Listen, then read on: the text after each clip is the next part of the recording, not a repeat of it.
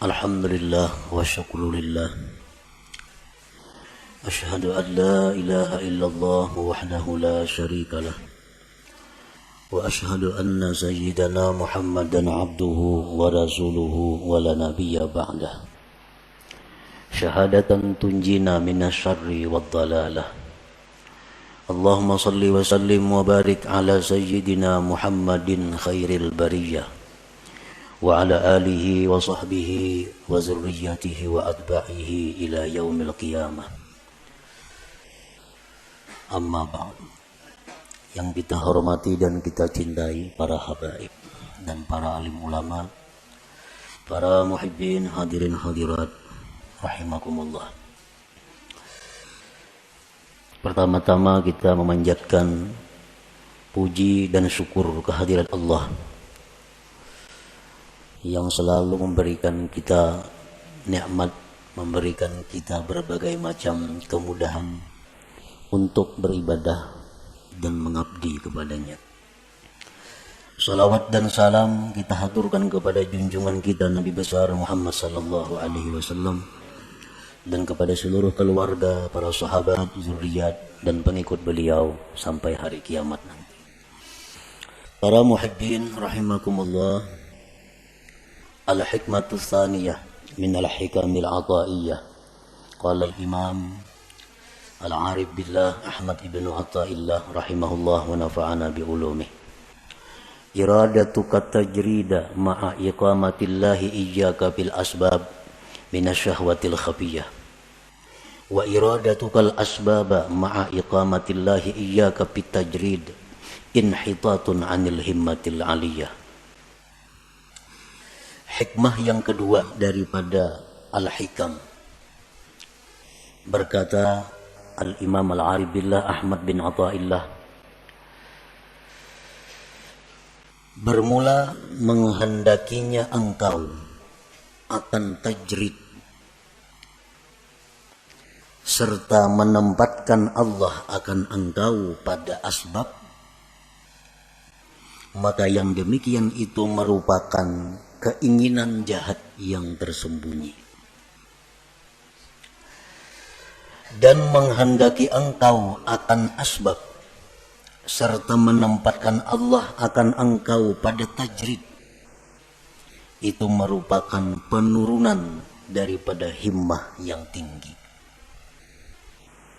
Nah, itulah hikmah yang kedua daripada Al-Hikam Ibnu Athaillah. Para muhibbin rahimakumullah, Allah subhanahu wa ta'ala berfirman dalam surat Az-Zariyat ayat 56, wa ma khalaqtul jinna wal insa illa liya'budun. Artinya, tidaklah aku menciptakan jin dan manusia melainkan untuk beribadah kepadaku. Ahli tafsir yang lain ada mengatakan melainkan untuk mengenal. Jadi artinya bahwa kita ini dijadikan oleh Allah untuk beribadah. Untuk beribadah. Itulah tugas kita ada di muka bumi ini.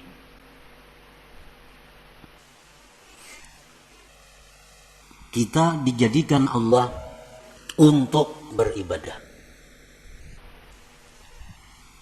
Maksudnya adalah fungsi utama daripada kita ini mengabdi kepada Allah.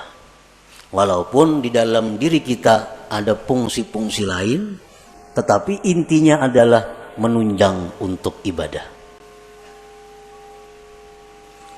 Nabi Yahya alaihi salam waktu berumur di bawah 10 tahun, masih kanak-kanak, beliau berjalan dari rumah ke Baitul Maqdis, dari Baitul Maqdis ke rumah. masih anak-anak. Dibawai, diajak oleh kakanakan. Yahya, kita bermain-main, yuk sini.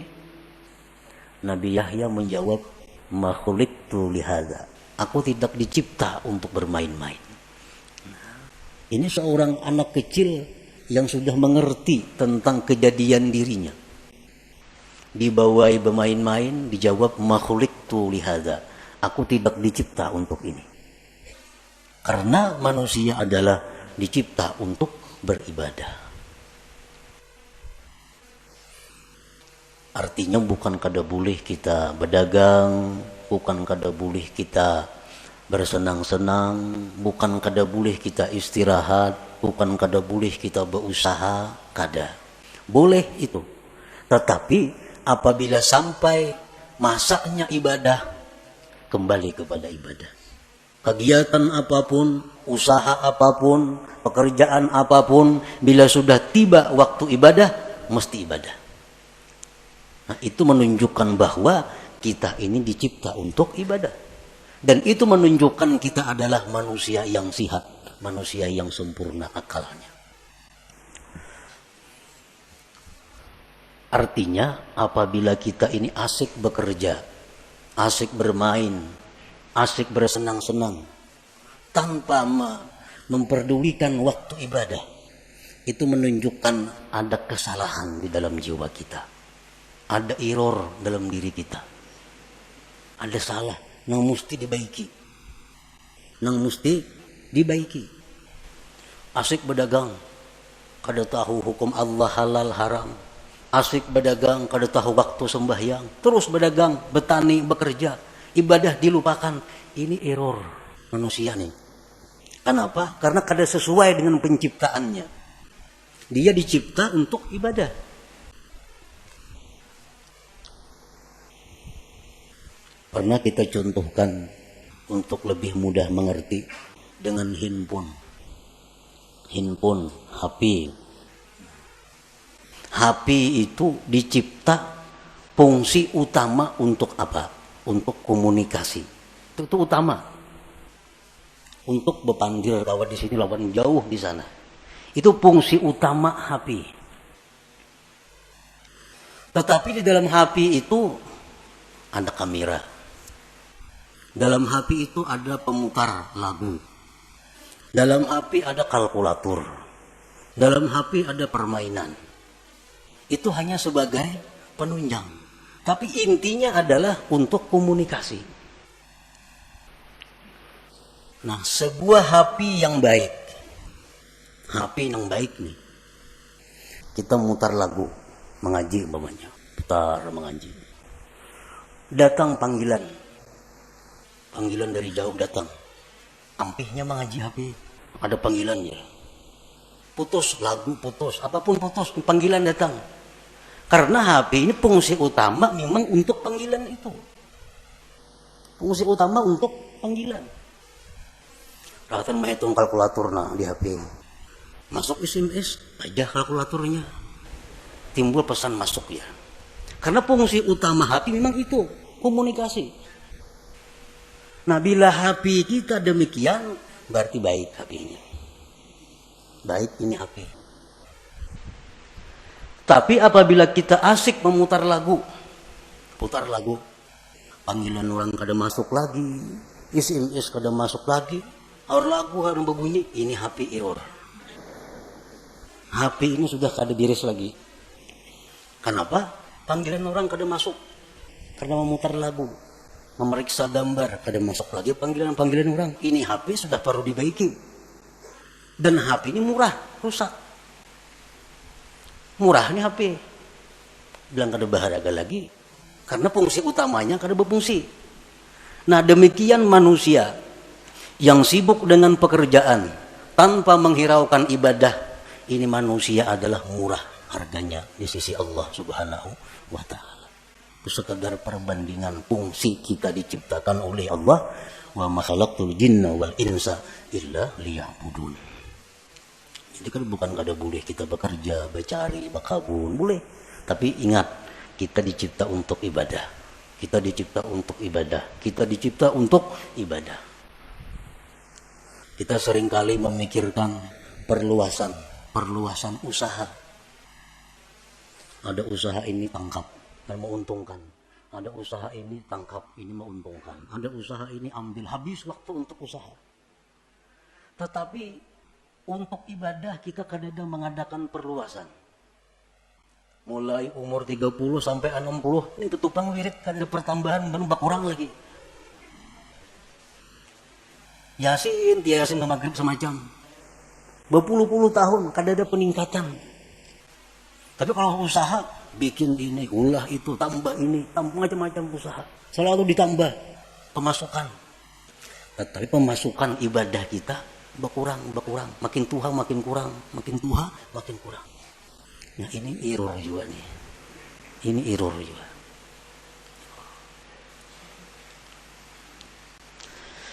Nah jadi selalu kita ingat bahwa kita ini dicipta untuk ibadah. Ada orang-orang dahulu yang ditulis di tangannya. Di tangan ditulis, khuliqtu lil ibadah. Aku dicipta untuk ibadah. Jadi bila hendak kemana-mana, aku dicipta untuk ibadah. Bukan untuk kedekaruan, bukan untuk itu ini. Aku dicipta untuk ibadah. Nah para muhibbin rahimakumullah. Jadi tugas kita ini ibadah. Kita tidak bisa beribadah kepada Allah tanpa ada sarana dan prasarana. Karena ibadah ini memerlukan berbagai macam. Ibadah memerlukan kekuatan tenaga supaya bisa bergerak, supaya bisa sembahyang, supaya bisa naik haji, supaya bisa umrah. Itu perlu kekuatan. Makanan, minuman. Untuk beribadah kita perlu pakaian. Untuk beribadah kadang-kadang perlu kendaraan. Untuk beribadah perlu tempat. Banyak keperluan kita agar kita bisa beribadah. Nah, untuk mencukupi keperluan kita beribadah ini, Allah ada menyediakan dua tempat yang kita duduki, yang kita jalani. Untuk mendapatkan keperluan ibadah, ada dua cara yang diberikan Allah.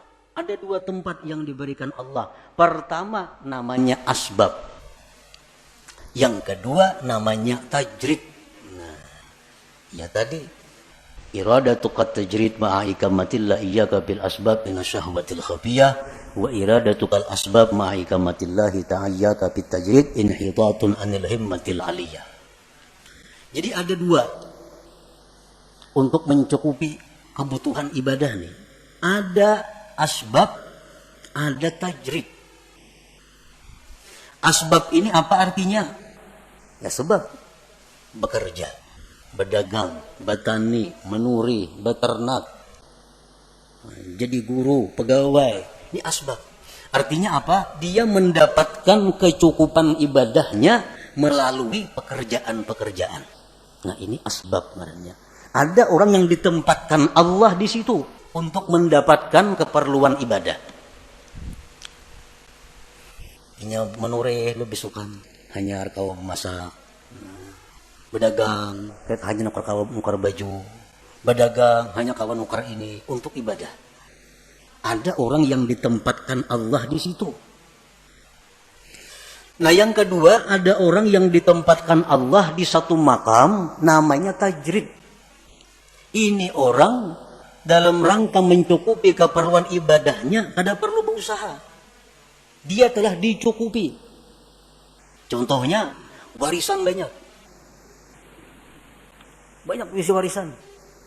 Ini kada bercarian. Bulan ini datang nang saham di anu. Bulan akan datang nang di anu. Di rumah aja begana, datangan duit ke rumahnya. Nah ini orang ditempatkan Tuhan di makam tajrid ngarannya. Kan ada ya kalau kayak itu orang. Nang kada berusaha, betoko kada, beternak kada, betani kada, apa kada. Tapi duit banyak isi datangnya, sarabanya ada, beribadah apa kawa. Nah ini ngarannya di makam tajrid, diandak Tuhan orang ini. Nah para muhibbin rahimakumullah. apabila kita ditempatkan Tuhan di makam, di tempat yang namanya asbab. Nah, lalu kita hendak berpindah ke makam tajrid. Aku ampih dah berdagang, ampih bauma, ampih menurih. Aku hendak beribadah aja lagi. Dagangan semuaan tutup, habis sore lagi. Aku hendak beribadah. Duit nak datang-datang, kadang-kadang tersalah. Pokoknya aku beribadah. Nah, ini orang keinginannya jahat yang tersembunyi. Nah, ini orangnya ada kejahatan yang tersembunyi. Kenapa? Karena Tuhan menempatkannya di tempat namanya asbab. Hendak berpindah. Hendak di rumah aja begana lagi. Apa serap ada turun lagi. Nah, ini orang ada syahwat khafiyah. Ada keinginan jahat yang tersembunyi. Orang yang selama ini duduknya ditempatkan Allah di makam tajrid. Sudah nyaman nih. Tiap bulan ada kiriman. Tiap bulan ada. Kada pernah talantar memakan pakai apa cukup. Berpikir. Anak berkabun lagi nak aku nih. Nah. Anak berkabun. Padahal bertahun-tahun nak begana di rumah aja. Beribadah kalian datang duit. Kalinya membuka kios di muka rumah. Nah. Membuka kios. Ini ngarannya inhitat minal himmatil aliyah. Ini turun tingkat ngarannya. Turun ini. Ada penurunan himmah yang tinggi. Inhitatun minal himmatil aliyah. Nah, para muhibbin rahimakumullah. Sekarang kita mengetahui di mana Allah menempatkan kita. Ini yang perlu kita tahu. Apakah Allah sekarang ini menempatkan kita di satu tempat yang namanya asbab untuk mencukupi kebutuhan ibadah kita? Ataukah sekarang ini Allah sudah menempatkan kita di makam tajrid untuk mencukupi kebutuhan ibadah kita? Ini perlu diketahui. Tandanya orang-orang yang ditempatkan Allah di makam asbab, nang berdagang, bertani, bekerja. Tandanya orang yang direstui Allah untuk itu. Ada 6 tanda. Bila 6 tanda ini ada pada kita, berarti kita direstui Allah duduk di situ. Jangan hendak pindah ke makam tajrid. Ke makam yang kada berusahaan lagi. Tetapi bila mana 6 tanda ini ada sesuatu yang kada kita miliki, kada bisa kita dapatkan, berarti itu isyarat kita mesti pindah kepada makam tajrid. Nah. Demikian pula sebaliknya, makam tajrid. Apakah dia di makam tajrid ini sudah diridhai Allah? Ada tandanya. Bila tandanya ini kada pas, berarti itu isyarat agar pindah kepada asbab berusaha. Nah, sekarang kita mengetahui apakah usaha kita ini diridhai Allah. Bila diridhai Allah, kita rusakkan aja berusaha. Jangan berampi-ampi sampai mati berusaha. Sampai mati. Jangan berampi-ampi kalau memang di situ diridhai Allah. Nah, tandanya apa? 1. Husulul kifayah wal muwasah lil fuqara wal masakin.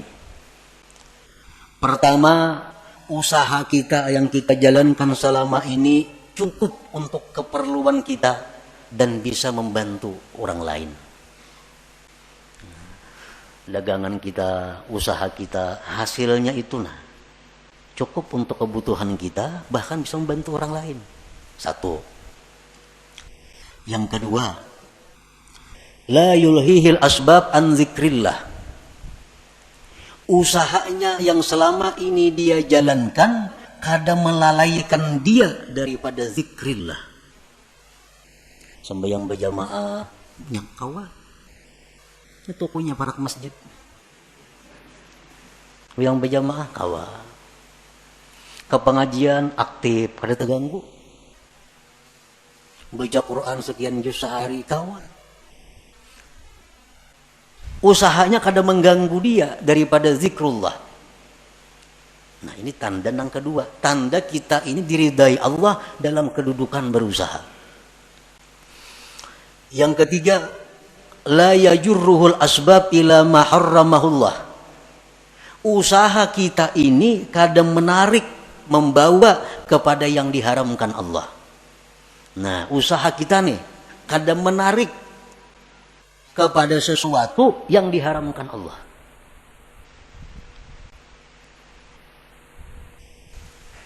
Kadang-kadang ada usaha itu yang bisa membawa kepada yang diharamkan Allah. Ini kadang usahanya ini murni, kadang membawa kepada yang diharamkan Allah. Satu contoh, sekarang ada usaha. Nah, kita kadang kawa berusaha itu kalau kadang membuka rekening di bank. Contohnya, karena perusahaan-perusahaan tuh nya kada hakun kita berkirim duit lawan salis nya kada percaya. Jadi kita ini mesti mengulah rekening maka di bank. Maka di bank nang berbunga banknya, lain bank nang kehendak kita, kada bank nang ditunjukinya. Itu ada bunga dapat kainnya kita. Dari simpanan kita, karena mulah rekening pasti ada menabung. Ada mau liur basi belah rekening itu ada duitnya. Nah, hendak berusaha ini mesti membuka rekening di bank, maka banknya riba. Mau kada mau riba. Ini karena sudah membawa kepada yang diharamkan. Nah, bila macam itu berarti usaha kita ini sudah kada diridai Allah. Nah, cari usaha lain yang kada menarik kita kepada yang diharamkan Allah. Banyak usaha lain yang ada menarik yang diharamkan itu. Yang keempat, muasyaratul abrar. Dia berusaha tetapi sepergaulan dengan orang-orang baik. Usahanya ini usaha orang baik-baik. Yang kelima, mujanabatul asrar. Dia menjauhi orang-orang jahat. Nya kawa usahanya itu kada berhubungan dengan orang-orang jahat. Ahli sugok, ahli mafia, ahli apanya kan kawa kada berhubungan dengan itu. Karena usahanya kada sangkut paut dengan bubuhan itu. Yang keenam, husulun niyati salihah, adanya niat yang saleh. 6 perkara tuh. Bila selama ini usaha kita ada 6 perkara itu, berarti kita diridai Tuhan duduk di situ. Jangan berpindah-pindah. Baik berpindah usaha atau berpindah kepada kada berusaha. Jangan. Itu sudah alamat. Coba bayangkan, kita ada berisi usaha pemasukan cukup, bahkan lebih. Ibadah sedikit pun kada terganggu. Kada membawa kepada yang haram. Kakawanan orang yang baik-baik. Orang yang jahat-jahat jauh. Niat yang baik ada. Usaha apa lagi yang baik pada itu? Karena ini memang diridai Allah usahanya. Ukur aja usaha kita nih. Pas kada itu. Bila kada pas, usaha kita kada diridai Tuhan. Kita mesti pindah pada usaha itu. Kalau hendak baik, kalau hendak selamat. Bila ditarusakan, bahaya. Ada percaya, buktikan na kaina.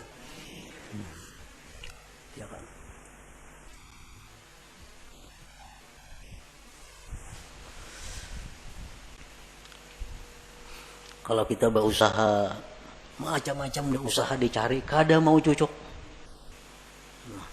Berusaha ini gagal, berusaha ini gagal, cari usaha ini, kada mau baik, coba usaha, macam-macam cara sudah. Ada yang baik, cuma ada haramnya. Ada yang baik, cuma di lingkungan orang-orang jahat. Ada yang baik usaha, cuma kada kawasan bahaya, ngeriput. Nah, bila macam itu kita harus pindah. Pindah ke mana? Pindah ke usaha yang baik. Bila kada ada juga, pindah ke makam tajrid. Nah, pindah ke makam tajrid. Pindah ke makam tajrid. Dan bila Allah memerintahkan kita ke makam tajrid, itu Allah bertanggung jawab. Ada pacang kelaparan kita ada. Ada pacang susah ada. Karena ini Allah yang memindahkan kita ke makam tajrid. Kalau kita berpindah seorang, nah itu bahaya. Bahaya. Para muhibbin rahimakumullah. Jadi dalam usaha itu diperlukan juga niat yang baik. Karena usaha ini menentukan sabilillah atau sabilis syaitan itu diniat. Usaha sama, turun katuku sama, buliknya sama, bulihinya duitnya sama. Tapi nasaikum niatnya salah, fisabilis syaitan. Nasaikum niatnya baik, fisabilillah. Nah, jadi niat. Orang yang usahanya diridai Allah itu dia mudah untuk mendapatkan niat-niat yang baik itu. Apa niat yang baik? Kita berusaha. Satu, ibtigha'u fadlillah. Kita berusaha itu mencari anugerah Allah. Anugerah Allah. Fadlillah, anugerah Allah itu lebih khusus daripada rezeki. Berusaha jangan niat mencari rezeki, jangan. Berbahaya. Kenapa? Sebabnya dalam mazhab ahlu sunnah wal jamaah ar-rizku yasmalul halal wal haram. Rizki itu termasuk yang halal dan haram. Makanya doa rizkan halala, ya supaya rizki yang halal. Kalau kita berniat mencari rezeki, nah itu salah. Rezeki itu bisa halal, bisa haram. Jadi niat kita berusaha itu mencari fadlillah, anugerah Allah. Nah, itu niatnya. Karena anugerah Allah itu, fadlillah itu dicontohkan dalam Al-Quran. Dalam surat Jum'ah. Fa'idha qudiyatis salah, fantashiru fil ardi. Wabtagu min fadlillah wazkurullah katsira la'allakum tuflihun. Nah, jadi artinya anugerah Allah itu letaknya di antara dua zikir. Fa iza qudiyatis salatu, bila tuntung sembahyang, antasyiru fil ardi, bertebaranlah kamu di muka bumi, wabtagu min fadlillah, carilah anugerah Allah, wazkurullah, berzikirlah kamu kepada Allah. Nah, jadi berusaha itu hendaknya turunnya berdoa, berzikir. Nah, di toko pun berzikir dan berdoa juga. Itu dapat anugerah Allah. Jadi niat yang pertama itu berusaha anugerah Allah yang dicari. Fadlillah tadi.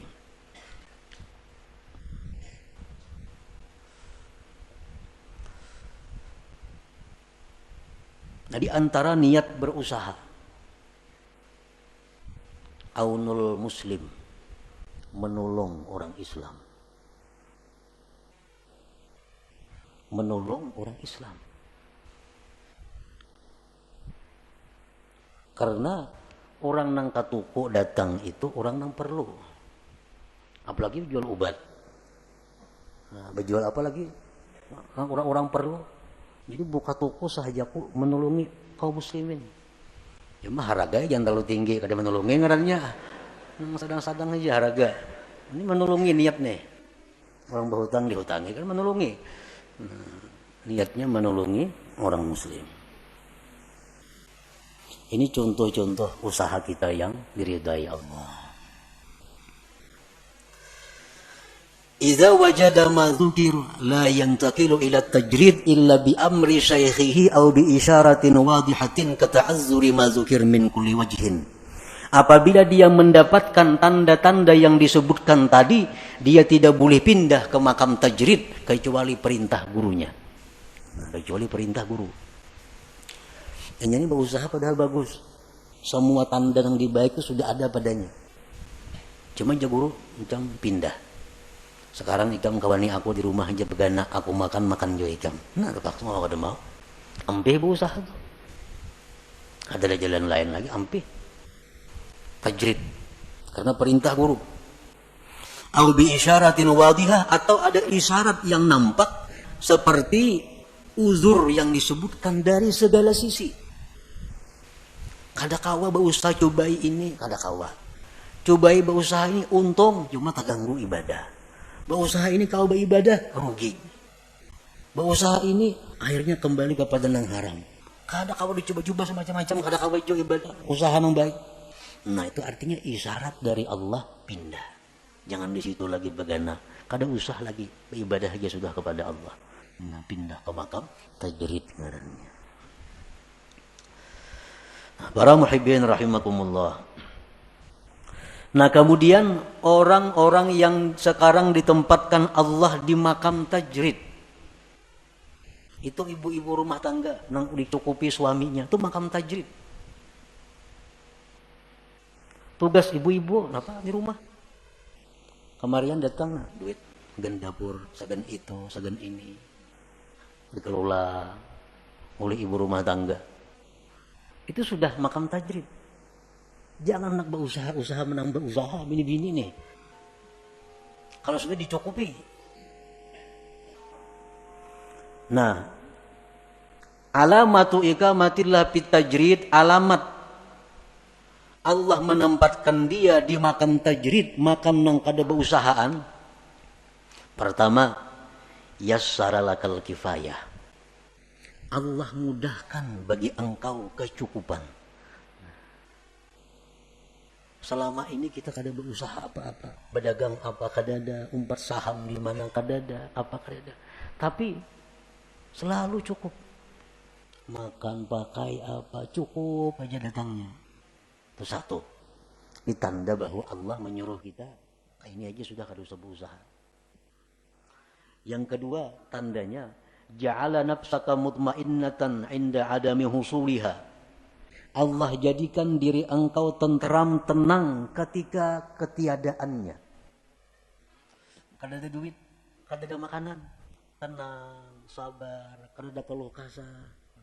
Allah jadikan hatinya seperti itu. Yang ketiga, ada mutama lima fi aidin nas, tidak ada tamak kepada milik orang lain. Kada ada menghendaki ampun orang, kada ada hendak supaya dibari orang. Kada ada hendak supaya diinjami orang, kada ada. Yang keempat, safa'u waqtika 'alal istighal bi ibadatillah ta'ala, bersihnya waktu engkau sibuk dengan ibadah. Kita hari-hari ini sibuk waktu penuh dengan ibadah. Belajar, mengajar, beribadah, zikir, Quran, apa habis sudah waktu beribadah. Ekonomi cukup. Mun rahatan kada cukup, hati kada gelisah juga, tenang. Ini artinya kita direstui Allah demikian. Jangan hendak sedikit pun membuka usaha. Jangan hendak sedikit pun bersaham di situ di mana-mana. Ini sudah tenang. Allah sudah meridai, merestui kita duduk di situ.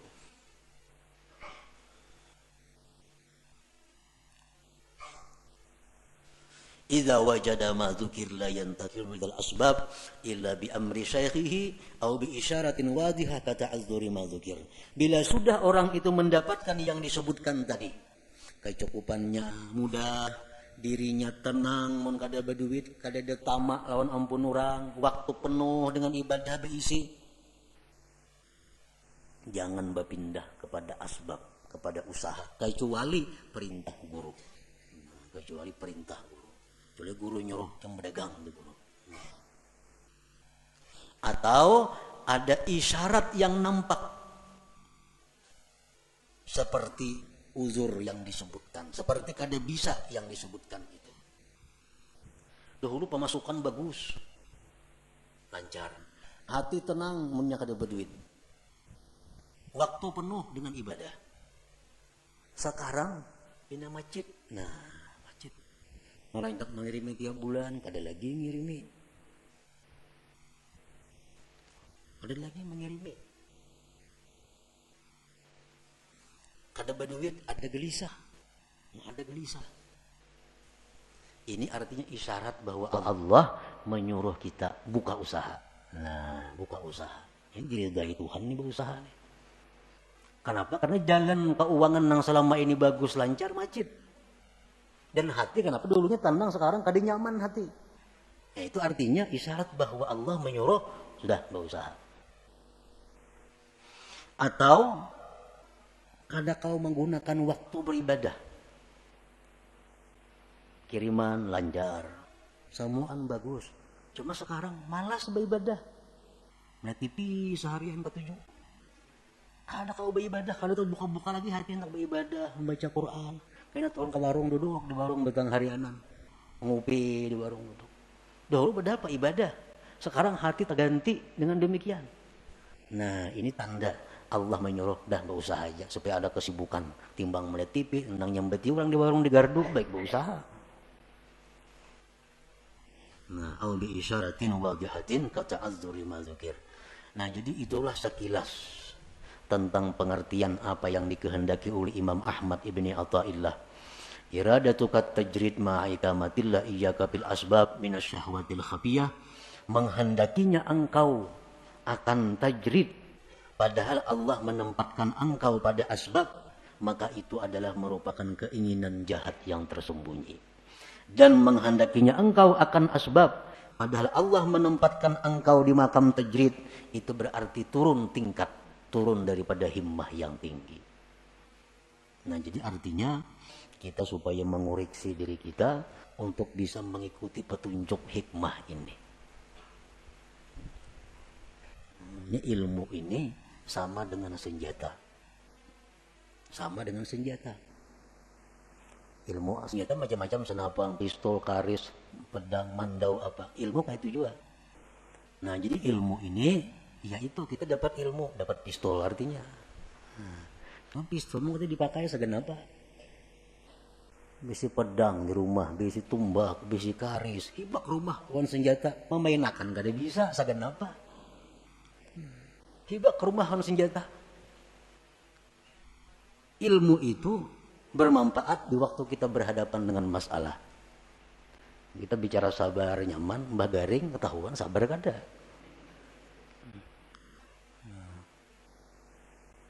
Sabar, sabar di sakit, sabar musibah, sabar apa. Semuaan tahu kita hadis-hadisnya ini, fadilatnya ke surga. Mbah kita kakana. Nah, itu nang ianya. Jadi hikmah ini adalah untuk kita jadikan petunjuk, jadikan jalan untuk diri kita. Apakah selama ini kita sudah duduk di tempat yang direstui Allah? Munnya kada, jangan bagana, pindah. Cari tempat yang dimana Allah restu, ridha kepada kita. Nah, selanjutnya al-hikmatus salisah, hikmah yang ketiga. Ila hadratin Nabi sallallahu alaihi wasallam, al-Fatihah. A'udzubillahi minasyaitonir rajim. Bismillahirrahmanirrahim. إياك نعبد وإياك نستعين اهدنا الصراط المستقيم. يا الله بها يا الله بها يا الله بحسن الخاتمة يا الله بها يا الله بها